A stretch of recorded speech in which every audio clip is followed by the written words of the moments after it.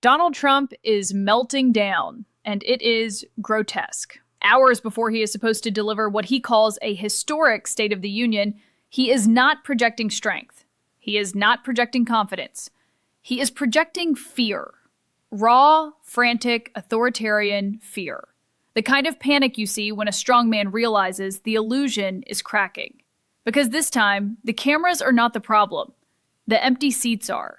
Members of Congress are refusing to play along. Dozens of Democratic senators and House members are standing shoulder to shoulder on the National Mall for the people's State of the Union, a direct, unapologetic rejection of what Trump's address has become, a grievance rally disguised as governance.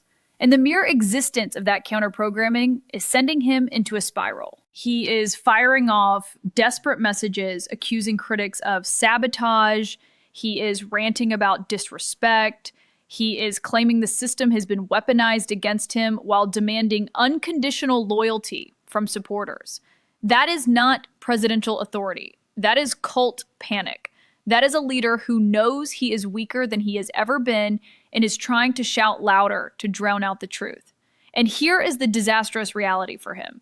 He is walking into this speech with a -27 net approval rating, the weakest standing of any modern president at this stage of a second term. Among independents, he is underwater by nearly 50 points. 50.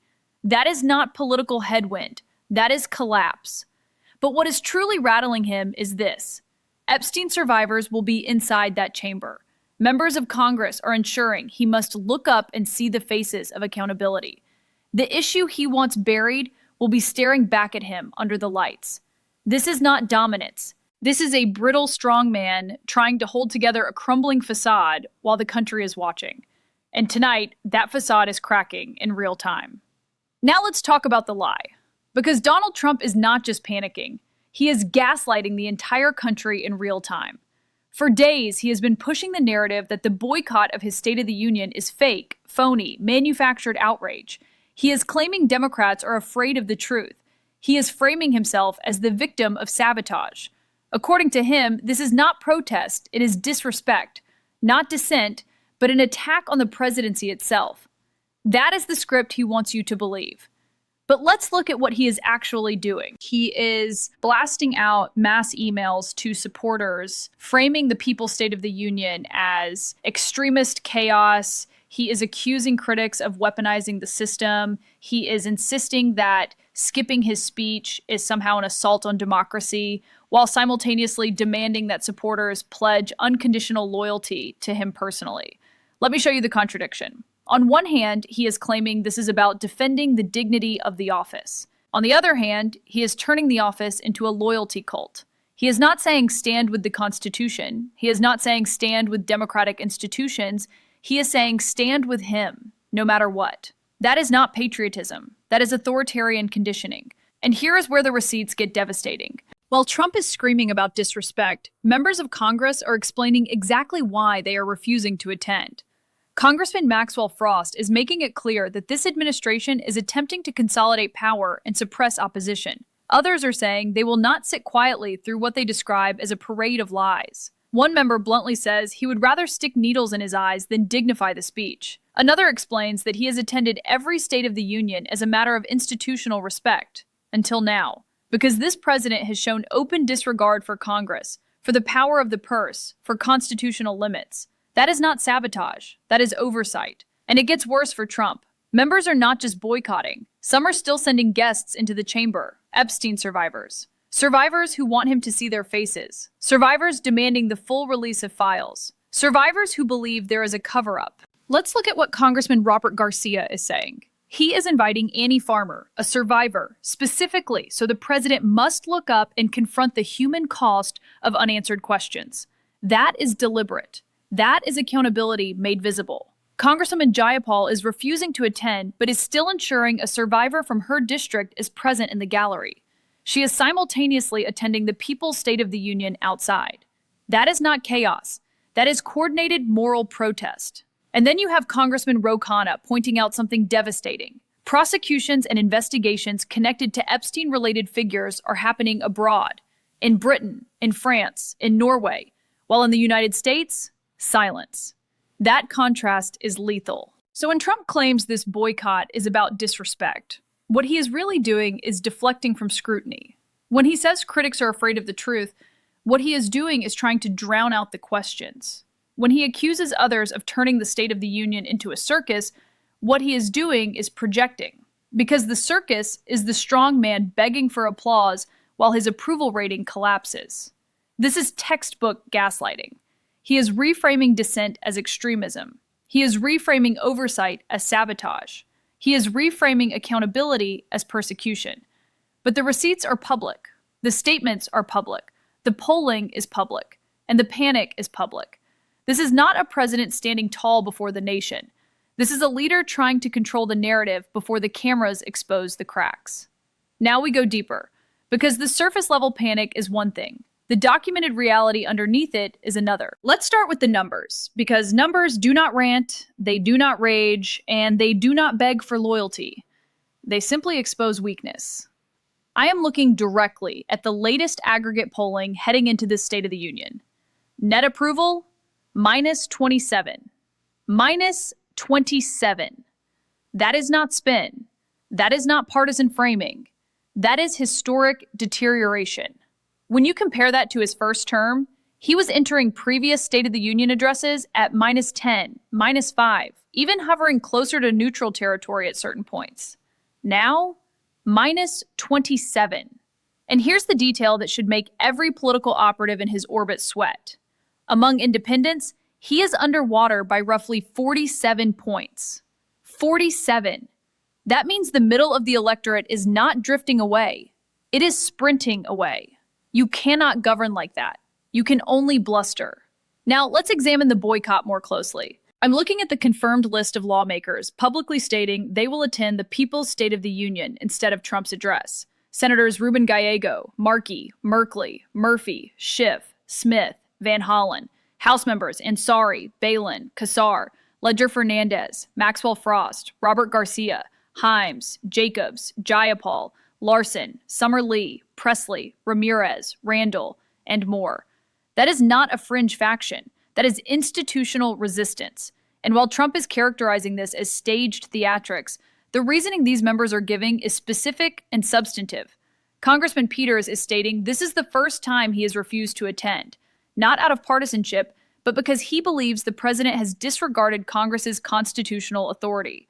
He is pointing to tariff actions taken without congressional approval, military actions taken without congressional authorization, budgetary directives ignored.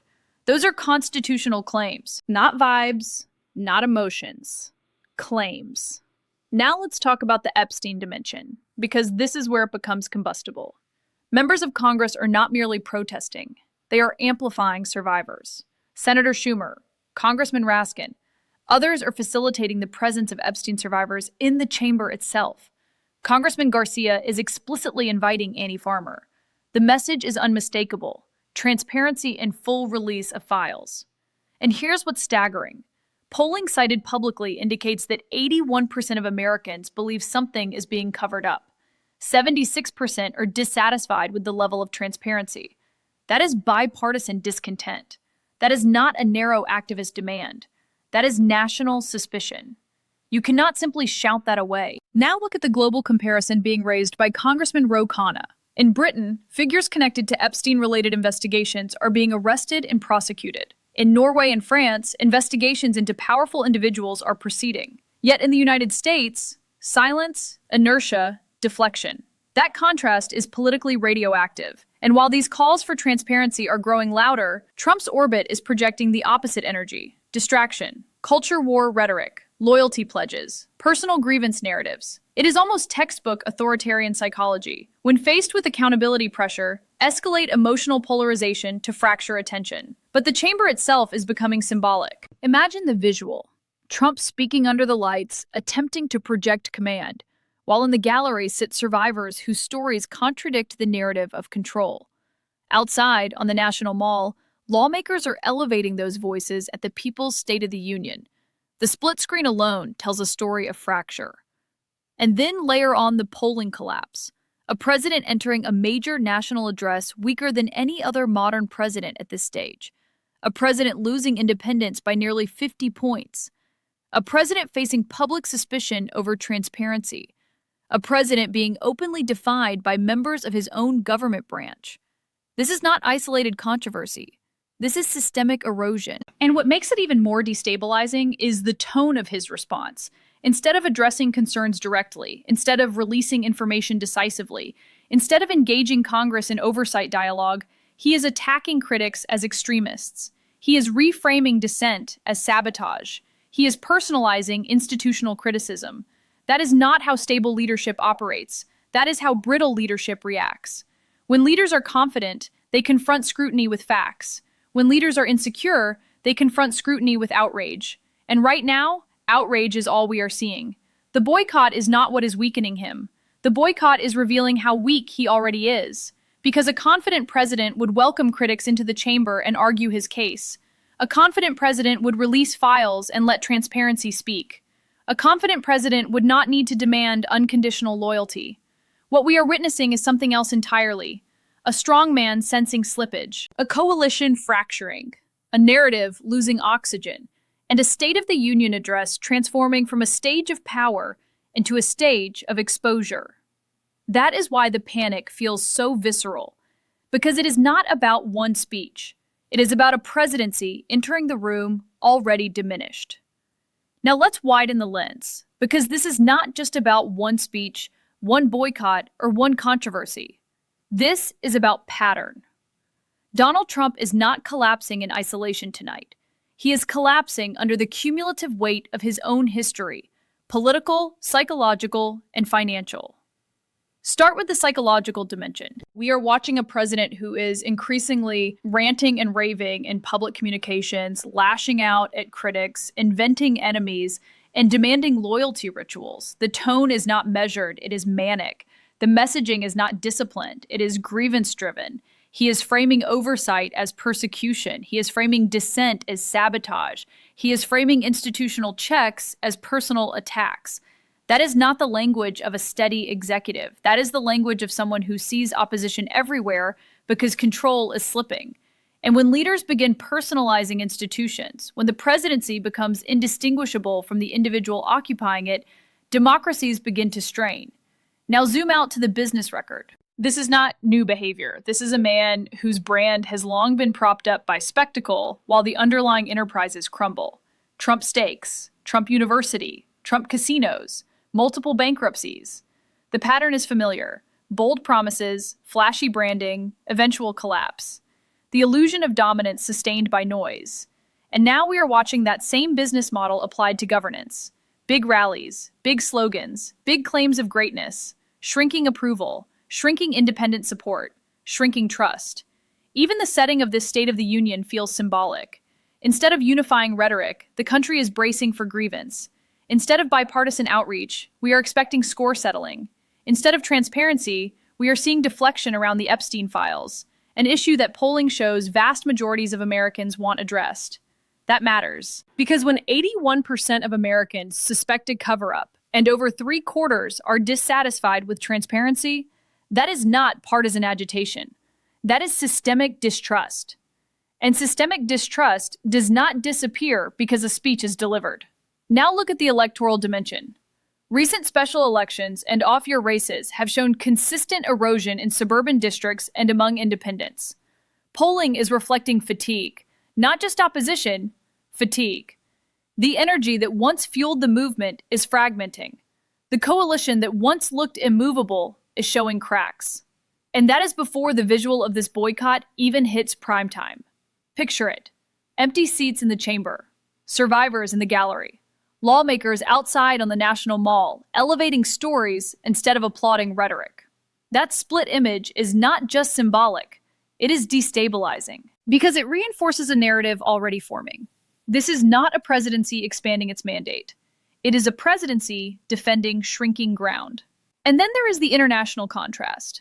Allies abroad moving forward with investigations into powerful figures connected to abuse networks. Meanwhile, in the United States, stagnation, delay, deflection. That disparity fuels perception that accountability is selective or stalled. Perception, in politics, becomes reality quickly. Now add the temperament factor. A president who reacts to dissent with escalation, who treats institutional criticism as betrayal, who labels critics extremists while insisting on personal loyalty. That dynamic narrows his coalition further. It does not expand it. The strongest leaders absorb dissent. The weakest leaders punish it. And every public meltdown over this boycott reinforces the same impression. Brittleness. This is not a single error.